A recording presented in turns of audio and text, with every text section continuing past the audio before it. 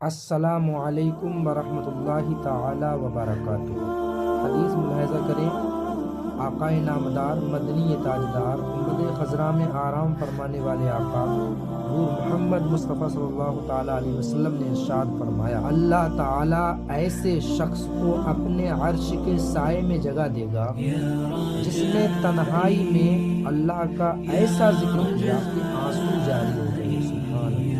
यानी जब कोई बंदा तन्हाई में अल्लाह का इस तरीके से जिक्र करे, इसे अल्लाह को याद करे और याद करते करते उसकी आंखों से आंसू जारी हो जाए, तो अल्लाह ताला बरोज़ क़यामत उसको अपने अर्श का साया अता फरमाता है। सुभान अल्लाह। अल्लाह ताला हम सबको अपने इश्क में गामज़न होने की तौफ़ीक़ अता फरमाए। आमीन या रब्बल आलमीन।